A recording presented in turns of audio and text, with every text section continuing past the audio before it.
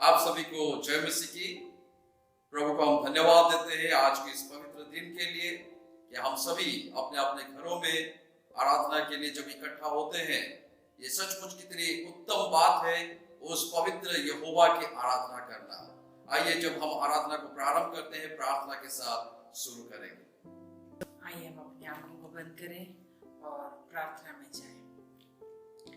हमारे स्वर्गीय पिता परमेश्वर, प्रभु हम आपको धन्यवाद देते, प्रभु धन्यवाद करते परमेश्वर इस सुंदर समय के लिए। परमेश्वर प्रभु आपने हम सबके जीवन में दिया, प्रभु हम आपकी उपस्थिति में एक बार और आ सके। परमेश्वर हम आपको धन्यवाद देते, परमेश्वर धन्यवाद देते प्रभु। परमेश्वर पिता प्रभु इस समय परमेश्वर हर एक जगह पर परमेश्वर हर एक जन प्रभु तेरे लोग प्रभु अपने घरों में बैठ के प्रभु आपकी स्तुति और आराधना कर रहे परमेश्वर।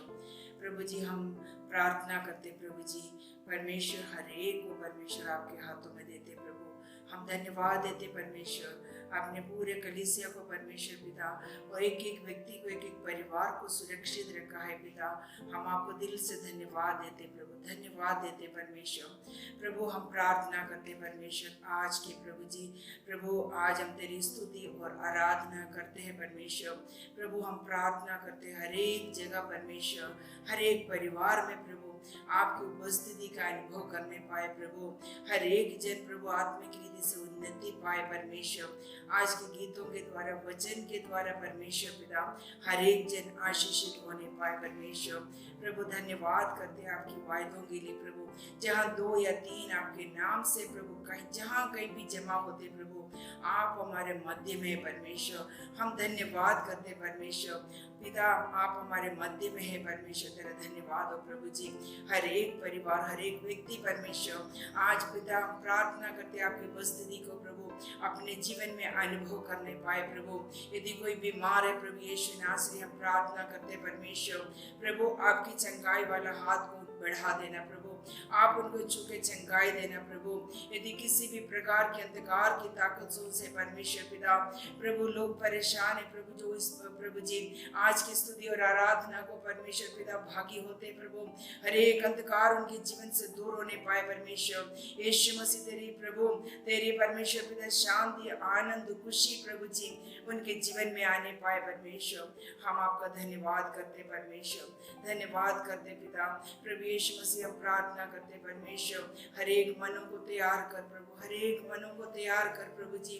आज परमेश्वर पिता प्रभु तेरे दास तेरे वचन से बोलते हैं परमेश्वर। प्रार्थना करते प्रभु हर एक हृदय को आप तैयार कीजिए प्रभु जी ताकि प्रभु तेरे वचन एक अच्छी भूमि में गिर सके परमेश्वर। हर एक के जीवन में वो कार्य लाने वाले हो सके प्रभु। परमेश्वर आप मदद और सहायता करना प्रभु। हम आपको धन्यवाद देते प्रभु। प्रार्थना सुनने के लिए धन्यवाद पिता, प्रार्थना सुनने के लिए धन्यवाद करते परमेश्वर। प्रभु धन्यवाद सारी आदर और महिमा इज्जत हम आपको देते प्रभु। प्रार्थना यीशु मसीह के नाम से मांगते हैं, आमीन। कितनी ही उत्तम बातें हैं कि परमेश्वर की हम इबादत करें।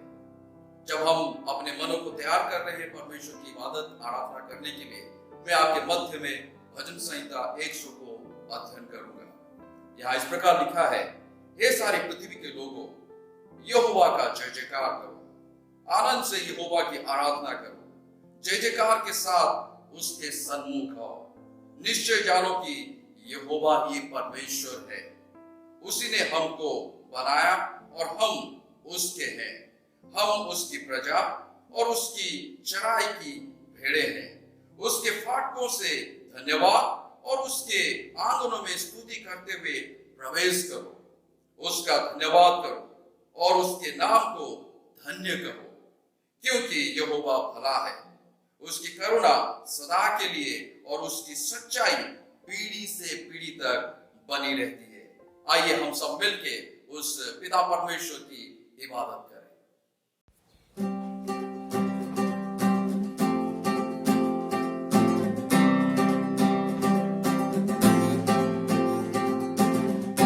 बन है वो प्रभु हमारा, उसकी जय जयकार करो। निर्बल का वो बल है न्यारा, उसकी जय जयकार करो। जय हो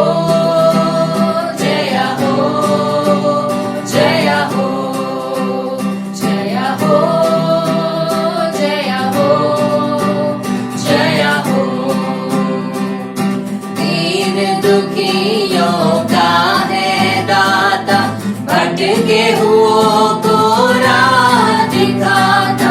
दीन दुखियों का है दाता, भटके हुओं को राह दिखाता। सीधे मार्ग में हमें चलाता, सीधे मार्ग में हमें चलाता। उसकी जय जयकार करो, जया हो, जया हो, जया हो, जया हो, जया हो, जया हो। प्रभु हमारा बड़ा महान, निर्बुद्धियों को देता ज्ञान।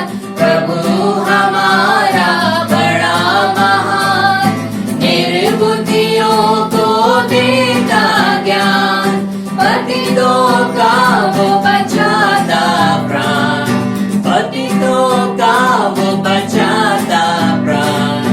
उसकी जय जयकार करो, जया हो, जया हो, जया हो, जया हो, जया हो, जया हो। प्रभु की महिमा अपरंपार, जग का वो है तारनहार। प्रभु की महिमा अपरंपार, जग का वो है तारनहार। मारो से अपना आधार, मारो से अपना आधार। उसकी जय जयकार करो, जया हो, जया हो, जया हो, जया हो, जया हो, जया हो।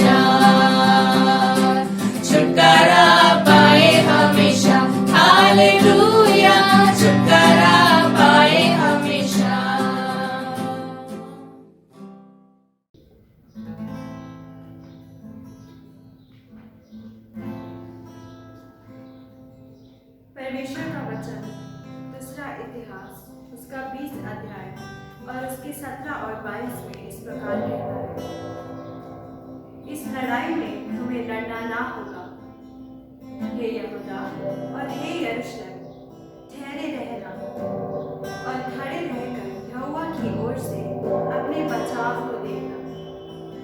मत डरो और तुम्हारा मन कच्चा ना हो। कल उनका सामना करने को चलना और यहोवा तुम्हारे साथ होगा। जिस समय वो गाकर स्तुति करने लगे, उसी समय यहोवा ने अम्मोनियों, मोआबियों और सेईर की पहाड़ी देश के लोगों पर जो यहूदा के विरुद्ध आ रहे थे, घातकों को बैठा दिया और वो मारे गए। आज हो सकता है हम अपने जीवन में ऐसी लड़ाइयों का सामना कर रहे होंगे और आज वचन हमसे यूं कहता है कि अपना मन कच्चा ना होने दो और सिर्फ वहां जाके परमेश्वर के नाम में हमें अपना स्थान लेने की जरूरत है, क्योंकि विजय जो है वो परमेश्वर की ओर से आएगी। और जैसे वचन कहता है कि उन्होंने स्तुति आराधना शुरू करी और उनकी विजय उनके बिना कुछ करे आ गई। आइए आज हम भी अपनी स्तुति और आराधना परमेश्वर की ओर उठाएं और विश्वास करें कि हमारी विजय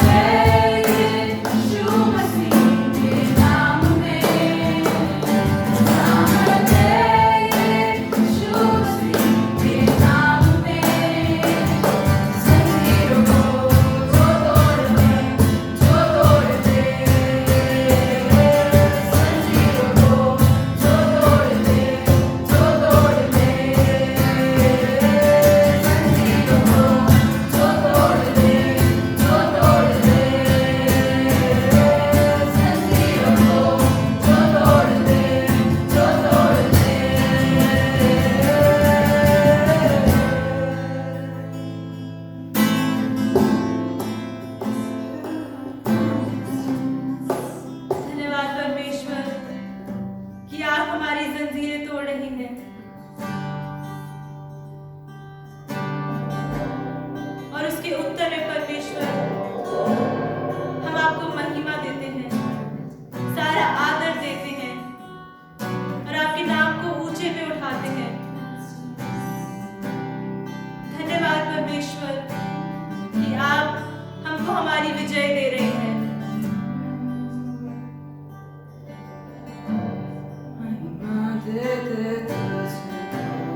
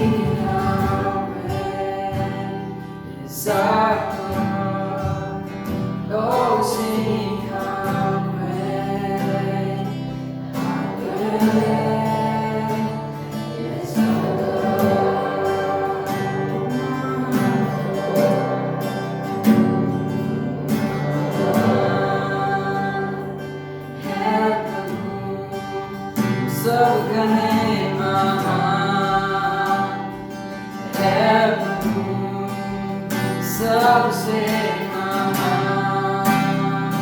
सबसे महान है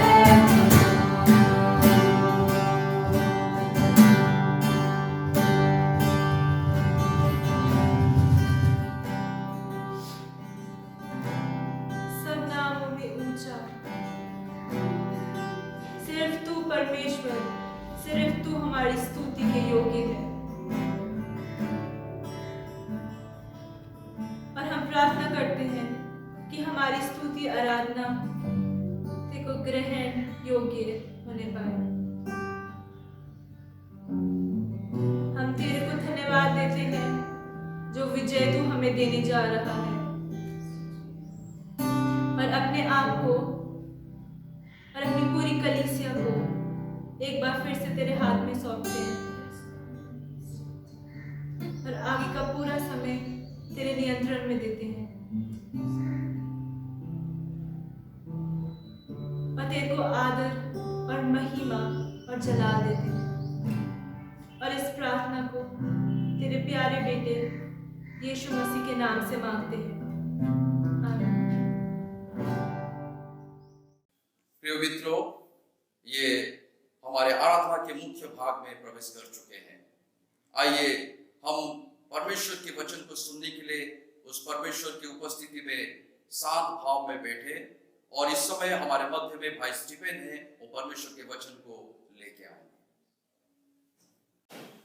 प्रभु यीशु मसीह हमारे उद्धारकर्ता के जीवित और सामर्थी नाम में आप सभी को अभिवादन। मैं परमेश्वर का धन्यवाद करता हूँ इस समय के लिए कि उसने मुझे दिया कि मैं परमेश्वर के जीवित और कभी ना बदलने वाले वचन के साथ आप सभी के सम्मुख ठहर पाऊं। और आज सुबह के मनन के लिए जो विषय पवित्र आत्मा ने मेरे हृदय में डाला वो है धर्मी जन की प्रार्थना, the prayer of a righteous. और शायद सुनने में बहुत जाना माना विषय लगे, लेकिन बाइबल बहुत स्पष्ट रीति से हमें प्रार्थना के विषय में सिखाती है। अगर हम बाइबल को ध्यान से पढ़ें तो हम बहुत से ऐसे लोगों को पाते हैं, बहुत से ऐसे पुरुष, ऐसे महिला और ऐसे अगुओं को पाते हैं जिनके जीवन में प्रार्थना का एक विशेष स्थान था। और अगर हम मसीह जीवन के इतिहास को भी उठाकर देखें तो हम बहुत से ऐसे सेवकों को पाएंगे जिनके जीवन में प्रार्थना का एक मुख्य और विशेष स्थान था, जिन्होंने प्रार्थना को बहुत गंभीरता से लिया। उन्होंने प्रार्थना को लोगों को सिखाया, प्रार्थना के विषय में लोगों को सिखाया। और उससे भी सुंदर बात यह है कि बाइबल जिस परमेश्वर के विषय में बात करती है वो प्रार्थनाओं का उत्तर देने वाला परमेश्वर है। और यह कहना गलत नहीं होगा कि कलीसिया अगर आज भी कायम है, कलीसिया अगर आज भी पाई जाती है, कलीसिया अगर आज भी बनी हुई है, तो उसका एक मुख्य कारण यह है कि लोगों ने, धर्मी जन ने, विश्वासियों ने मिलकर प्रार्थना की है। आइए हम निकालेंगे याकूब उसका 5वां अध्याय और 16 आयत, जेम्स चैप्टर 5 वर्स 16। और यहां पर इस प्रकार लिखा है, धर्मी जन की प्रार्थना के प्रभाव से बहुत कुछ हो सकता है। The prayer of a righteous man is powerful and effective. याकूब जब कलीसिया और विश्वासियों को ये बात लिख रहा है, याकूब जब कलीसिया और विश्वासियों को ये पत्री लिख रहा है, वो किसी संदेहपूर्ण कथन को नहीं कह रहा, वो एक ऐसी बात को बता रहा है जिसको उसने अपने जीवन में महसूस करा है।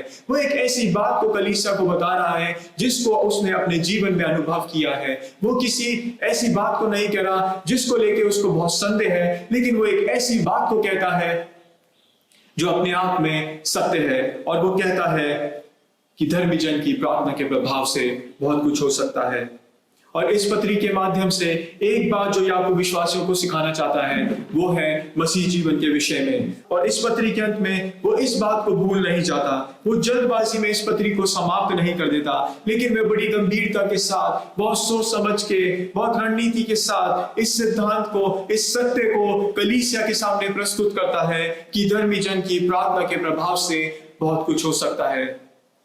प्रियो, मेरा मानना ऐसा है, जब पवित्र आत्मा ने याकूब को प्रेरित करा कि वो इस पत्री को लिखे, तो पवित्र आत्मा ने चाहा कि याकूब इस बात को कलीसियाओं तक पहुंचा दे। पवित्र आत्मा ने चाहा कि याकूब इन बातों को आप तक और मुझ तक पहुंचा दे, ताकि सालों बाद भी जब विभिन्न परिस्थिति में लोग अपने आप को पाए, ताकि सालों बाद भी जब कलीसिया इसको पढ़े, ताकि सालों बाद भी जब विश्वासी इसको पढ़े, वो इस बात को जान ले कि धर्मी जन की प्रार्थना के प्रभाव से बहुत कुछ हो सकता है। कलीसिया, आज इस सत्य को आपको और मुझको पकड़ लेने की आवश्यकता है।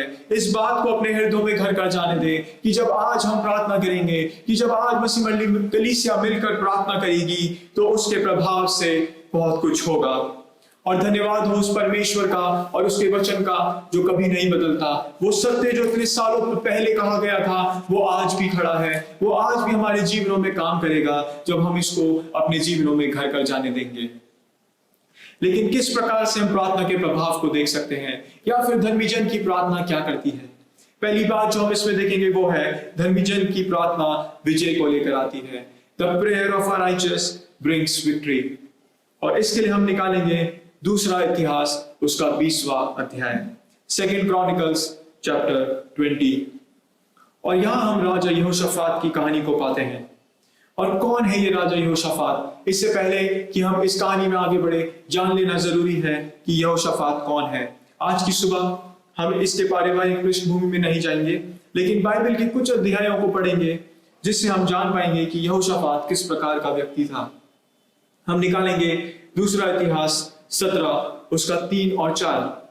और यहां इस प्रकार लिखा है, यहोवा यहोशाफात के संग रहा क्योंकि उसने अपने मूल पुरुष दाऊद की प्राचीन चाल का अनुसरण किया और बाल देवताओं की खोज में ना लगा, वरन वह अपने पिता के परमेश्वर की खोज में लगा रहता था और उसी की आज्ञाओं पर चलता था। अगर हम 17 का 12 पढ़ें तो बाइबल इस प्रकार कहती है, यहोशाफात बहुत ही बढ़ता गया और उसने यहूदा में किले और भंडार के नगर तैयार किए। यहोशाफात became more and more powerful। यहोशाफात एक ऐसा राजा है जो परमेश्वर का खोजी है और उसी की आज्ञाओं पर चलता है। दूसरी बात जो हम देखते हैं कि यहोशाफात एक राजा है जो बहुत शक्तिशाली है। उसका जो साम्राज्य है वो अपने आप में संपूर्ण और शक्तिशाली है। सांसारिक सिद्धांतों के अनुसार उसके पास वो सब कुछ है जो उसको स्थिर रखे। He had an established kingdom, the Bible says। आइए हम 20वें अध्याय में वापस लौटें और देखें कि बाइबल यहाँ किस प्रकार इस कहानी को हमें बताती है। और यहाँ लिखा है, इसके बाद वचन 1 इस प्रकार कहता है, आफ्टर दिस, इन बातों के पश्चात। और जो विश्वासी बाइबल को बहुत ध्यान से पढ़ते हैं वो जरूर अपने आप से इस सवाल को पूछेंगे, किसके बाद? After what? किन बातों के पश्चात? और इसका उत्तर हमें मिलता है 19वें अध्याय और 4 वचन से आगे। यहोशाफात अपनी प्रजा के बीच दौरा करके उन्हें फिर यहोवा की ओर फेर देता है। वे लोगों को फिर यहोवा से मुलाकात करा देता है। आगे के वचन में हम पाते हैं कि यहोशाफात सब नगरों में न्यायियों को ठहरा देता है। There is a reform happening। एक सुधार उसके राज्य में हो रहा है। दूसरे शब्दों में यहोशाफात स्वयं तो यहोवा का खोजी था ही, अब उसने अपनी प्रजा को भी यहोवा की ओर फेर दिया है। सब राज्यों के ऊपर न्याय ठहराकर उसने सब पुख्ता कर दिया है। अब कोई घबराने की बात नहीं, अब डरने की आवश्यकता नहीं, उसने पूर्ण तैयारी कर ली है। और तब 20वां अध्याय शुरू होता है और आगे शुरू के 3 वचन इस प्रकार कहते हैं, इसके बाद मोआबियों और अमोनियों ने और उनके साथ कई मुनियों ने युद्ध करने के लिए यहोशाफात पर चढ़ाई की। तब लोगों ने आकर यहोशाफात को बता दिया, ताल के पार से दोम देश की ओर से एक बड़ी भीड़ तुझ पर चढ़ाई कर रही है, और देख वे हसासोन तमार तक, जो एनगदी भी कहलाता है, पहुंच गई है। तब यहोशाफात डर गया। Alarmed, Bible says. और यहां हम देखते हैं कि कुछ लोग यहोशाफात को आकर बताते हैं कि कुछ राज्यों ने तुझ पर चढ़ाई कर दी है कि वो तुझसे युद्ध करे। उनकी सेना तो हसासोन तमार, जो बिल्कुल उनकी देश की सीमा से लगाए है, वहां पहुंच गई है। वो कहना क्या चाह रहे हैं कि शत्रु जो है वो द्वार पर ही है। वो कहना क्या चाह रहे हैं कि हमारे पास समय नहीं कि हम व्यतीत करें। वो कहना चाह रहे हैं कि हमें कुछ करने की आवश्यकता है। वो राजा को ये कहना चाह रहे हैं कि हमें प्रतिक्रिया करने की आवश्यकता है। वो ये कहना चाह रहे हैं कि हमें एक रणनीति बनाने की आवश्यकता है। वो राजा को ये बताना चाहते हैं कि राजा, हम इस युद्ध को हार सकते हैं अगर हमने थोड़ा भी समय गंवाया। और बाइबल बताती है, आगे लिखा है, यहोशाफात डर गया। अलार्म, प्रियो, डरना लाजमी है, क्योंकि यहोशाफात अपने आप को एक ऐसी परिस्थिति में पाता है जिसके लिए उसने तैयारी नहीं की थी। He was not prepared for this situation, but what follows is very interesting and challenging। वचन 3 इस प्रकार कहता है, तब यहोशाफात डर गया और यहोवा की खोज में लग गया और पूरे यहूदा में उपवास का प्रचार करवाया। इंग्लिश बाइबल इस तरह कहती है, यहोशाफात resolve to inquire of the Lord. यहोशाफात ने ठान लिया, एक दृढ़ निश्चय कर लिया, उसने एक संकल्प कर लिया, एक ऐसे स्थान में वो अपने आप को ले आया। अगर हम मूल में शब्द को पढ़े तो वो शब्द इस प्रकार है, he positioned himself, वो अपने आप को एक ऐसे स्थान पे ले आया जहां वो यहोवा का खोजी हो जाए। प्रियो, एक ऐसे समय पर जब परिस्थिति बहुत नाजुक है, इतना बल और शक्ति होने के बाद भी यहोशाफात ने यह दृढ़ निश्चय नहीं किया कि मैं इनका सामना अपनी सामर्थ में करूंगा। उसने ये दृढ़ निश्चय नहीं किया कि मैं अपनी बुद्धि का सहारा लूंगा या मैं अपने बल और शक्ति का सहारा लूंगा, वरन वह यहोवा की खोज में लग गया। वो परमेश्वर से प्रार्थना करने लगा और वो पूरे यहूदा में उपवास का प्रचार करवाता है। बाइबल ये नहीं बताती he called for a fast. Bible ये नहीं बोल रही कि उसने उपवास के लिए बुलवा लिया। बाइबल ये भी नहीं बोल रही ही अनाउंस्ड अ फास्ट। बाइबल ये नहीं कह रही कि उसने सूचना पहुंचा दी उपवास की, कि सूचित किया जाता है कि हम सभी लोग उपवास करेंगे, लेकिन बाइबल बताती है कि उसने उपवास का प्रचार करवाया। इंग्लिश बाइबल बोलती है he proclaimed, literally he preached about fasting। उसने प्रचार करा इसके विषय में। मूल में जो शब्द आया ये वही शब्द है जो नए नियम में सुसमाचार प्रचार के लिए प्रयोग किया गया, जिसका अर्थ है दृढ़ विश्वास के साथ संदेश देना। वो उसने संदेहपूर्ण रीति से नहीं बोला, उसने लोगों को इस बात को, इस अहम बात को पहुंचवा दिया, उसका प्रचार करवा दिया कि हम सभी को आवश्यकता है कि हम परमेश्वर से प्रार्थना करें और उपवास करें।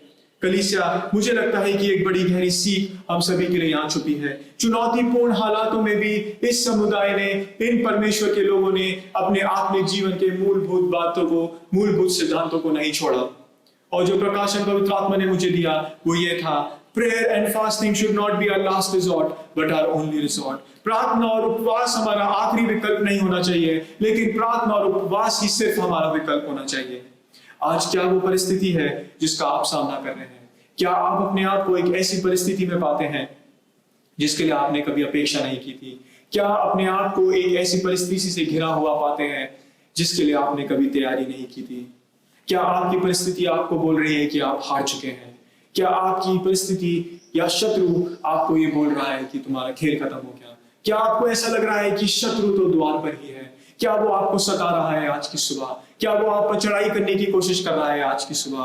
प्रियो, परमेश्वर के वचन के आधार पर मैं आपको बताना चाहता हूँ कि परमेश्वर की ओर फिर जाए, ओ यहोवा की ओर फिर जाए और प्रार्थना करें, उपवास करें, उसके सामने ठहर जाएं, क्योंकि वही परमेश्वर है जो प्रार्थनाओं का उत्तर देता है। यहोशाफात इस सत्य को बहुत अच्छे से समझ चुका था। उसने इस सत्य को अपने जीवन में घर कर जाने दिया था। वो इस बात को जानता था कि विजय है तो सिर्फ और सिर्फ प्रार्थना में है। विजय है तो सिर्फ और सिर्फ प्रार्थना में है, क्योंकि धर्मी जन की प्रार्थना विजय को लेकर आती है। The prayer of a righteous brings victory। वचन 4 आगे इस प्रकार कहता है, अतः यहूदी यहोवा से सहायता मांगने के लिए इकट्ठा हुए, वरन वे यहूदा के सब नगरों से यहोवा से भेंट करने को आए। इंग्लिश में इस प्रकार लिखा है, द पीपल ऑफ जूडा। सभी यहूदी, प्रिय बाइबल बताती है सभी यहूदी, द पीपल ऑफ जूडा, पूरा समुदाय, आज के संदर्भ में संपूर्ण कलीसिया, the entire body of Christ, यीशु मसीह की पूरी देह, सब लोग एक साथ इकट्ठा हो गए कि परमेश्वर से प्रार्थना करें, वो उसके खोजी हो जाए। बाइबल बताती है वे यहूदा के सब नगरों से आए और यहोवा से भेंट करने के लिए सब नगरों से आ गए। प्रियो, उन्होंने अपने अगुओं के ऊपर इस परिस्थिति को नहीं छोड़ दिया। Did not leave it on the leaders। उन्होंने ये नहीं बोला तुम जानो, तुम्हारा काम जाने। प्रियो, लेकिन वे स्वयं इस बात को जानते थे और समझते थे कि प्रार्थना में बहुत सामर्थ्य है। वे जानते थे कि जब हम प्रार्थना करेंगे, हम सभी लोग मिलकर अपने अगुओं के साथ प्रार्थना करेंगे तो परमेश्वर उत्तर देगा। वो जानते थे कि जब हम सभी लोग एक साथ मिलकर प्रार्थना करेंगे तो परमेश्वर हस्तक्षेप करेगा। वे जानते थे कि जब हम सभी लोग मिलकर प्रार्थना करेंगे तो परमेश्वर असंभव को संभव कर देगा। प्रियो, कौन है ये लोग? Who are these people? अगर हम 13 वचन को पढ़ें तो वो इस प्रकार कहता है, सब यहूदी अपने अपने बाल बच्चों, स्त्रियों और पुत्रों समेत यहोवा के सम्मुख खड़े रहे। प्रियो, बाइबल हमें बताती है कि कोई नहीं छूट गया। अगर हम वचन 4 और वचन 13 को साथ में पढ़े, हम जान सकते हैं, हम इस बात का अनुमान लगा सकते हैं, जैसे वो साथ में यात्रा कर रहे हैं, परिवारों के साथ अन्य अन्य स्थानों से उन्होंने यात्रा की तैयारी करी। बाल बच्चे हैं, उनको काफी सामान अपने साथ लेना होगा, बहुत दूर से आएंगे क्योंकि बड़ा राज्य है। ओ प्रियो, जैसे जैसे समय निकलता जा रहा है, शत्रु और नजदीक आ चुका है। वचन 1 में हमने पढ़ा कि वो तो द्वार पर ही खड़ा था, अब जैसे जैसे समय निकल रहा है वो और आगे पहुंच रहा है। अगर हम इस वचन को और ध्यान से पढ़ेंगे तो हम जानते हैं जब तक इन्होंने परमेश्वर से प्रार्थना करी, वो काफी राज्यों पर, काफी उन्होंने स्थानों पर चढ़ाई कर चुके थे। कुछ लोग इस बात को भी सोच रहे होंगे, अरे हम प्रार्थना तो कर रहे हैं लेकिन ये समय की बर्बादी है। हम प्रार्थना तो कर रहे हैं, हम प्रार्थना के लिए इकट्ठा तो हो रहे हैं, हम उपवास में बैठने के लिए इकट्ठा तो हो रहे हैं, लेकिन परिस्थिति तो बद से बदतर होती जा रही है। लेकिन जब तक राजा का समाचार उन तक पहुंचा होगा, ये संदेश उन तक पहुंचा होगा, जब तक उन्होंने तैयारी की होगी, जब उन्होंने यात्रा शुरू करी होगी, काफी दिल लगा के जब तक वो एक साथ इकट्ठा हुए होंगे, परिस्थिति नियंत्रण से बाहर हो चुकी थी। प्रियो, आज हमारे जीवनों में भी ऐसी कुछ परिस्थिति हो सकती है। आपको ये लग रहा होगा कि हम प्रार्थना तो कर रहे हैं, कलीसिया को ये लग रहा होगा हम उपवास और प्रार्थना तो कर रहे हैं, लेकिन परिस्थिति तो बद से बदतर होती जा रही है। प्रियो, लेकिन इन लोगों को, इस समुदाय को कुछ मालूम था जो आज हमें जानने की आवश्यकता है। इनके जीवनों में एक सत्य था जो घर कर गया था, जो आज हमें आवश्यकता है कि हमारे जीवनों में भी घर कर जाए। वो ये था कि जब धर्मी जन प्रार्थना करेगा, वो जानते थे कि जब धर्मी जन प्रार्थना करेगा तो वहां विजय होगी। They knew when the righteous will pray, there will be victory. दूसरी बात वो जो जानते थे वो ये थी कि जब धर्मी जन प्रार्थना करेगा तो एक आत्मिक जागृति होगी। There is a spiritual awakening when the righteous pray. The prayer of a righteous brings revival. हम देखते हैं उपवास और प्रार्थना में सब एक मन, एक चित्त हो गए, वे सभी एक बात पर सहमत हो गए। वो एक ही उद्देश्य के ओर चल पड़े, वो एक ही दर्शन से भर गए, बाइबल बताती है। प्रियो, जब अब वो इस बात की पहल करते हैं, और तब जब समस्त कलीसिया साथ आ जाती है और प्रार्थना करती है, वहां विजय है। There is victory. वहां आत्मिक जागृति है। Revival breaks out as a result of prayer. कलीसिया, आज आवश्यकता है कि हम सभी उपवास और प्रार्थना में जुट जाएं। और वो दिन चले गए जब 4 और 5 परिवार साथ में मिलते थे। आज आवश्यकता है कि मसीह मंडली कलीसिया एक साथ इकट्ठी हो जाए, और शाखाएं सारी एक साथ आ जाए, सभी विश्वासी, सभी परिवार, सभी बच्चे एक साथ आ जाए और यहोवा के खोजे हो जाए, उसकी उपस्थिति में ठहर जाए और उससे प्रार्थना करें।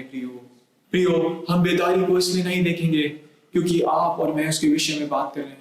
प्रियो, हम बेदारी को इसलिए नहीं देखेंगे क्योंकि हमने उसके विषय में किसी से सुना है।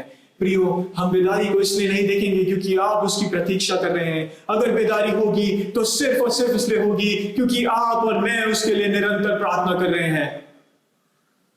आज हमें अपने आप से इस सवाल को पूछने की आवश्यकता है, क्या वो विषय है जिसके लिए मैं प्रार्थना कर रहा हूं? मेरा प्रार्थना जीवन कैसा है? क्या मेरा प्रार्थना जीवन सिर्फ और सिर्फ मेरी जरूरतों के इर्द गिर्द घूमता है, या मैं सच में किसी उद्देश्य के लिए प्रार्थना कर रहा हूं? क्या मैं सच में अपनी कलीसिया के लिए प्रार्थना कर रहा हूं? क्या मैं सच में अपने समुदाय के लिए प्रार्थना कर रहा हूं? प्रियो, इस वक्त मुझे एक कहानी याद आ रही है एक प्रभु के सेवक की, और जितनी बार मैं इसको सुनता हूं, पढ़ता हूं, इस चुनौती को पाता हूं। आज से लगभग 100 साल पहले सन 1903 में प्रभु के एक दास पंजाब सियालकोट में आए, जो अब हमारे पड़ोसी मुल्क में है, और उनका नाम था जॉन हाइड। एक जवान व्यक्ति जिन्होंने अभी अभी बाइबल कॉलेज से अपनी शिक्षा को प्राप्त करा, एक ऐसे स्थान पर आकर सेवकाई शुरू करी जहाँ की ना तो वो भाषा जानते थे, ना वहां के समुदाय को जानते थे, ना वहां की संस्कृति और सभ्यता को जानते थे। एक बात वो जो जानते थे वो था कि किस प्रकार प्रार्थना करनी है। अगर हम उनकी कहानी को ध्यान से पढ़ें तो हम इस बात को जान सकते हैं कि वो प्रार्थना करना उनके लिए काफी था। प्रियो, उनका जीवन कुछ इस प्रकार था कि वे रात रात भर अपने घुटनों पे परमेश्वर से प्रार्थना करते थे। लोग इस प्रकार बोलते हैं, जब हम उनके कमरे में जाते थे तो हाइड जमीन पर लेटे हुए थे और उनके अंदर एक प्रकार का टूटापन, उनके अंदर एक प्रकार की आग, एक प्रकार की जलन उनके अंदर हमेशा रहती थी। ओ प्रियो, उनको भूख और प्यास थी, वो देखना चाहते थे आत्मिक जागृति को, वो देखना चाहते थे आत्माएं बचते हुए।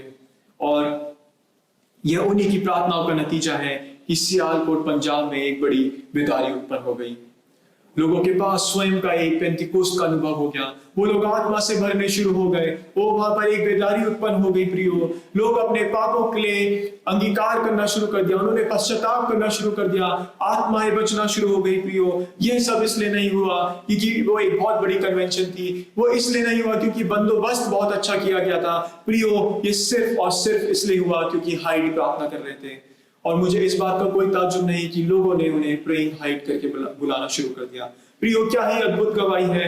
मेरी प्रार्थना है कि हम सभी विश्वासी, प्रेम विश्वासी, प्रार्थना करने वाले विश्वासी करके जाने जाए। मेरी प्रार्थना है कि मसीह मंडली कलीसिया प्रार्थना करने वाली कलीसिया करके जानी जाए, क्योंकि वचन बताता है यीशु मसीह जब मंदिर में आया उसने इस प्रकार कहा कि मेरा घर प्रार्थना का घर कहलाएगा। प्रियो, होने पाए कि मसीह मंडली जो परमेश्वर का घर है वो प्रार्थना का घर कहलाए। प्रियो, अगर आज आप और मैं किसी विषय के लिए प्रार्थना करना चाहते हैं तो प्रार्थना करें कि एक विजय हो जाए, प्रार्थना करें कि एक बेदारी उत्पन्न हो जाए, प्रार्थना करें कि हमारे कलीसिया के लोग पवित्र आत्मा से भर जाए। हालेलुया।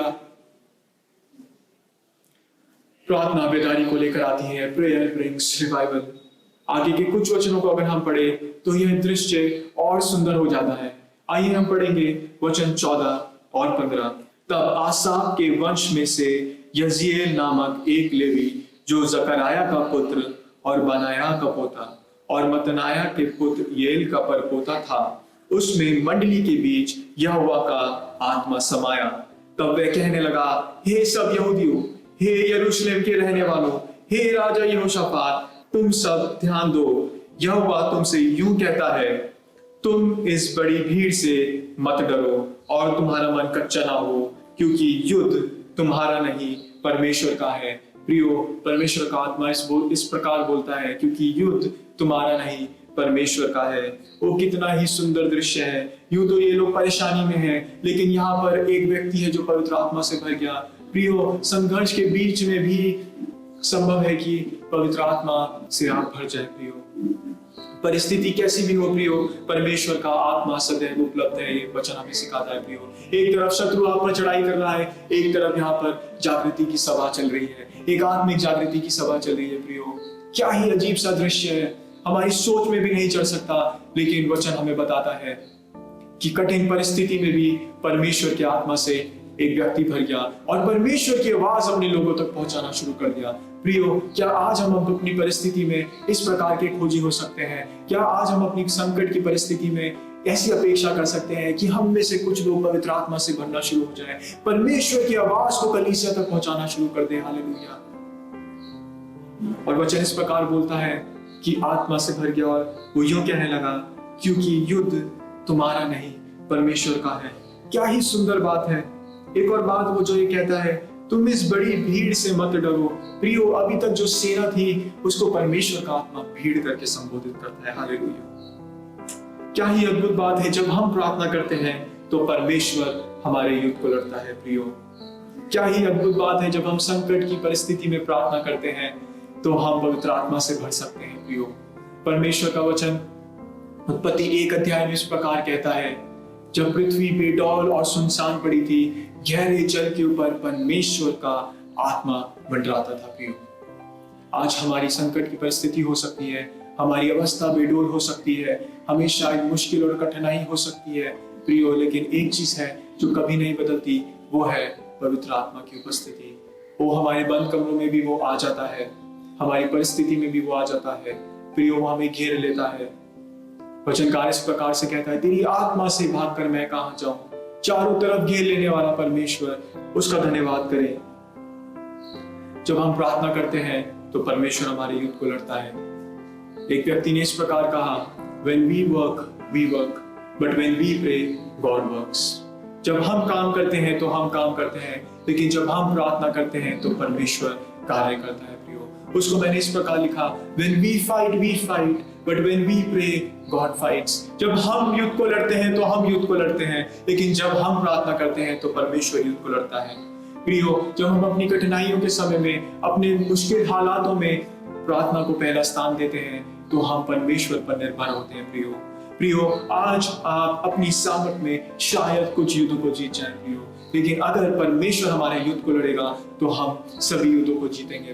बाइबल बताती है प्रियो, बाइबल बताती है कि वो हमें विजय के उत्सव में लेकर फिरने वाला परमेश्वर है। हालेलुया।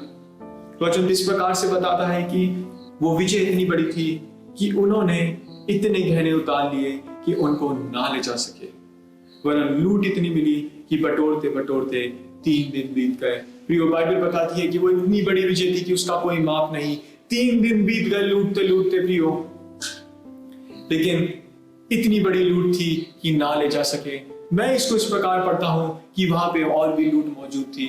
प्रियो, जब परमेश्वर विजय देता है तो इस प्रकार की विजय देता है। हम अपने आप को कई बार जब परिस्थिति में पाते हैं, हमारा प्रतिक्रिया ये होता है कि हम किसी प्रकार से इस परिस्थिति से निकल जाएं, परमेश्वर एक बार छुड़ा ले, उसके बाद जैसे हम किसी परिस्थिति में फिर नहीं जाएंगे।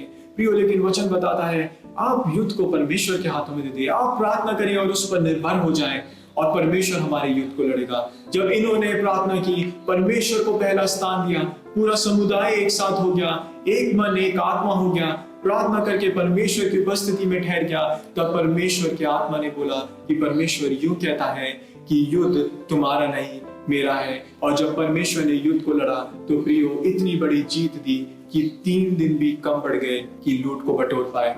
हालेलुया। प्रियो, आज हमें प्रार्थना के सामर्थ्य को जानने की आवश्यकता है। हमें अपने प्रार्थना के जीवन में बढ़ने की आवश्यकता है। हमें आवश्यकता है कि हम प्रार्थना को गंभीरता से ले। प्रियो, दुख है मुझे इस बात का कि हमने कहीं ना कहीं इन बातों को अपने जीवन से दरकिनार कर दिया। प्रार्थना को शायद हमने सिर्फ सुबह और शाम के स्लॉट्स में बांट दिया है प्रियो, लेकिन प्रार्थना को हमें पहला स्थान देने की आवश्यकता है। प्रियो, हम यीशु मसीह के विषय में पढ़ते हैं कि यीशु मसीह के जीवन में भी एक विशेष प्रार्थना का स्थान था। परमेश्वर का पुत्र होते हुए भी उसने प्रार्थना को गंभीरता से लिया और एक गंभीर स्थान दिया। परमेश्वर का पुत्र होते हुए भी उसने प्रार्थना को एक मुख्य स्थान दिया।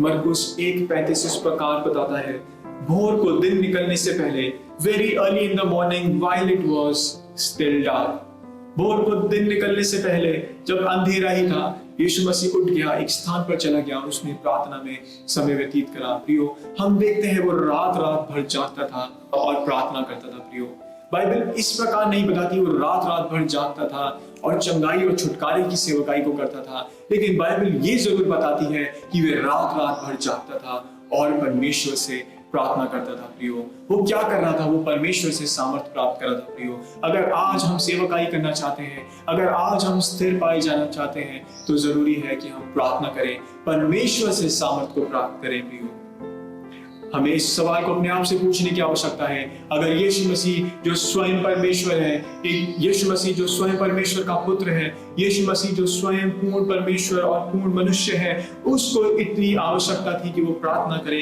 तो वर्तमान कलीसिया को, विश्वासियों को, धर्मी जन को, आपको और मुझको कितनी आवश्यकता है कि हम प्रार्थना करें। यही नहीं, अगर हम प्राचीन कलीसिया के विषय में देखें तो वह एक प्रार्थना करने वाला समुदाय था। प्रेरितों के काम 2:42 को अगर हम पढ़े, वो हमें इस प्रकार बताता है कि प्रार्थना उनके आराधना जीवन का एक अहम हिस्सा था। और भी बहुत से अध्याय हैं। 4:31 इस प्रकार कहता है, जब वह प्रार्थना कर चुके तो वह स्थान जहां वह थे वह हिल गया और वह सभी पवित्र आत्मा से भर गए। हम देखते हैं कि विश्वासियों ने जब प्रार्थना करी तो सभी पवित्र आत्मा से भर गए। ये जो पवित्र आत्मा का दान है, बाइबल बार बार बताती है, सभी लोगों के लिए है। इसको पाना बहुत आसान है।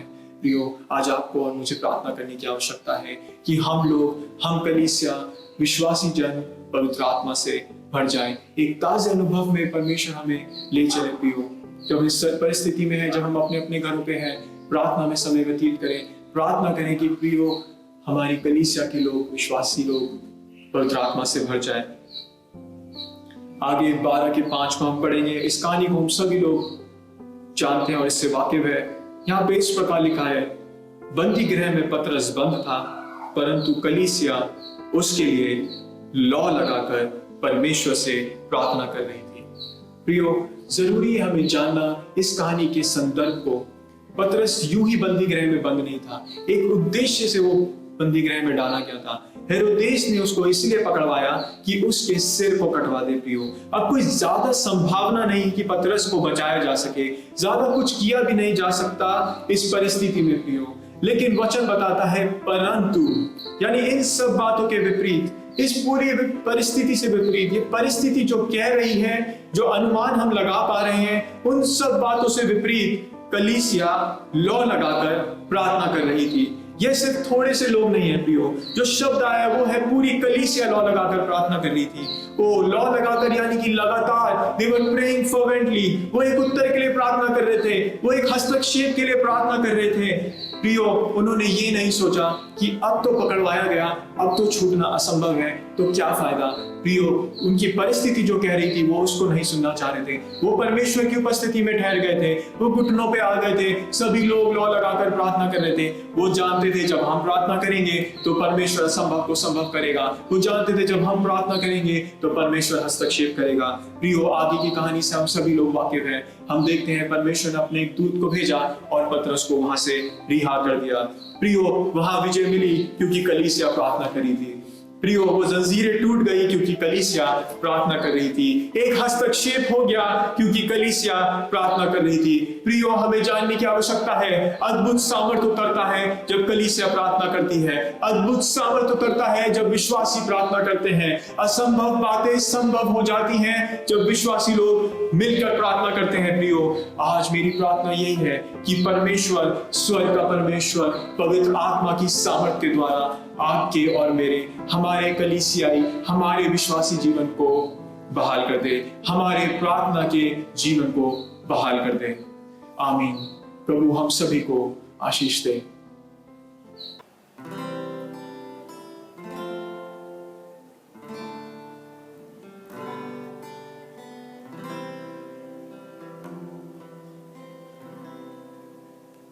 प्रार्थना के सुनने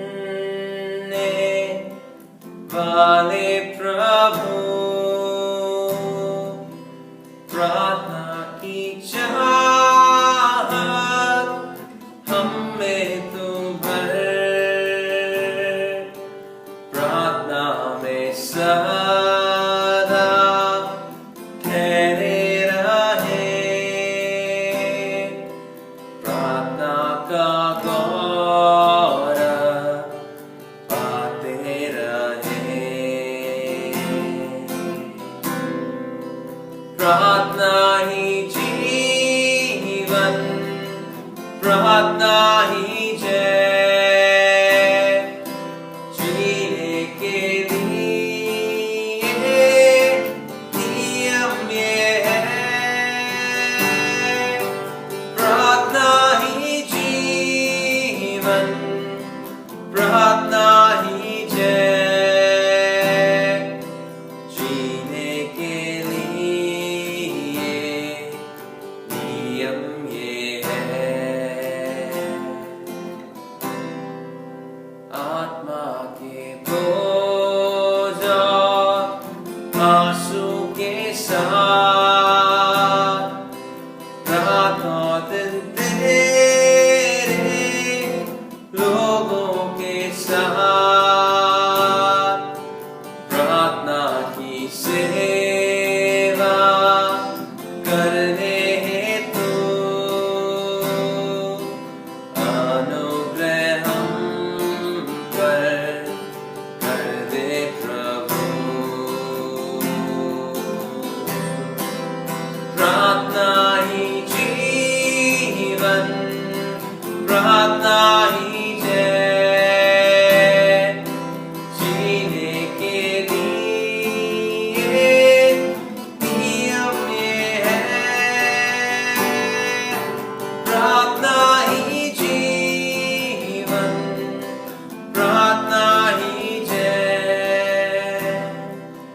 जीने के लिए नियम ये है।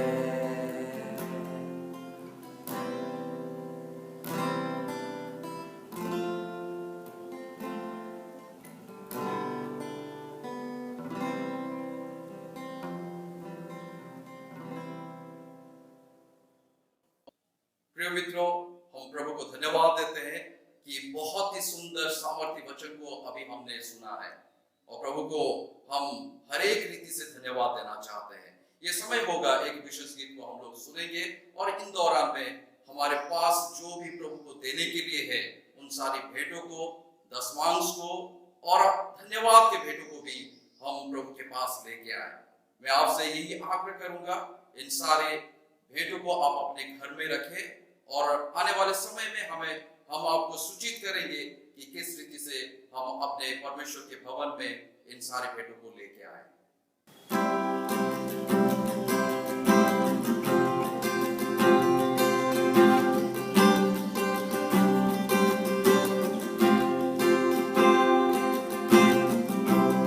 मेरे जीवन में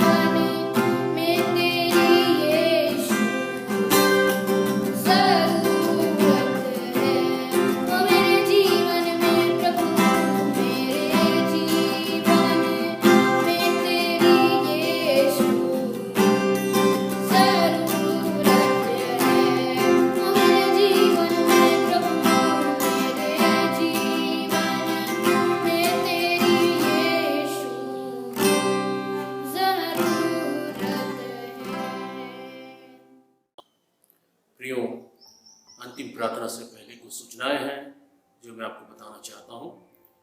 और वो सूचना ये है कि आप हमारे रविवार की आराधना को बराबर देखते रहें और साथ ही साथ हफ्ते में जो बुधवार और शुक्रवार को आज का मन्ना जो आत्मिक चिंतन है आप उसको भी बराबर देखें।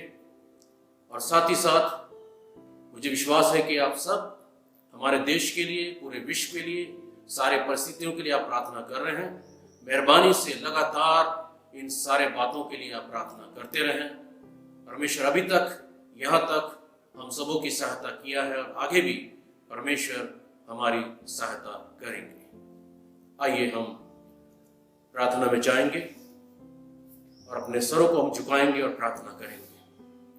हमारे जीवित महान अनुग्रहकारी पिता परमेश्वर, प्रभु जी, आज के दिन के लिए हम आपको धन्यवाद करते हैं कि आज प्रभु आपने अपने वचन के द्वारा हम सबों से बातचीत किया। और हम जानते हैं प्रभु जी कि हमारे पास अगर कोई रास्ता है, कोई हथियार है, कोई जरिया है, तो वो केवल वो प्रार्थना है प्रभु जी, जो हम आपसे प्रार्थना कर सकते हैं और करते हैं प्रभु जी, और आप उसका जवाब देकर अद्भुत बड़े बड़े काम करते हैं प्रभु। इसलिए प्रभु जी आज हम प्रार्थना करते हैं कि हम में से हर एक को प्रभु आप ऐसे वरदान दो कि चाहे परिस्थिति कैसी भी क्यों ना हो प्रभु, हम प्रार्थना में निरंतर लगे रहें प्रभु जी। ओ प्रभु, हमने पिछले दिनों में बड़े बड़े प्रार्थना के उत्तर को अपने जीवनों में, अपने कलीसिया में, अपने देश में हमने देखा है। और आज भी हम प्रार्थना करते हैं स्वर्ग के परमेश्वर प्रभु यीशु मसीह के नाम से प्रभु, जिस महासंकट से प्रभु हमारा देश, पूरा विश्व प्रभु जी गुजर रहा है, प्रार्थना करते हैं स्वर्ग के परमेश्वर प्रभु आप कृपा करो प्रभु जी। आप इस महामारी से पूरे देश को प्रभु जी, पूरे विश्व की आप रक्षा करो महान परमेश्वर प्रभु। हम प्रार्थना करते हैं इस समय प्रभु हमारे देश के तमाम अगुओं के लिए प्रभु जी, स्वास्थ्य सेवकों के लिए प्रार्थना करते हैं, पुलिस कर्मियों के लिए प्रार्थना करते हैं प्रभु जी, आप सबकी सहायता करना।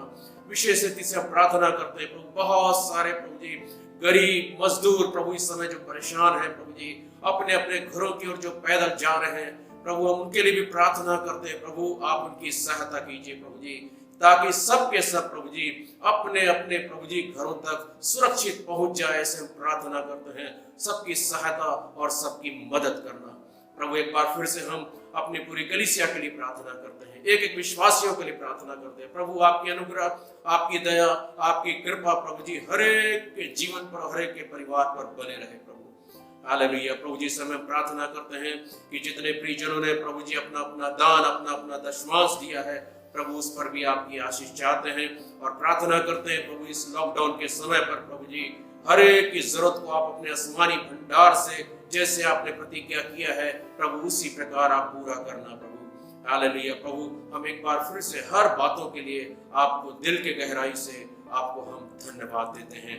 आगे भी प्रभु आने वाले दिनों में भी प्रभु जी हमारे संगति पर हम तेरी आशीष को चाहते हैं। धन्यवाद के साथ प्रार्थना अपने मुक्तिदाता प्रभु यीशु मसीह के जीवित और पवित्र नाम से मांगते हैं सुग्रहणकारी, आमीन आमीन।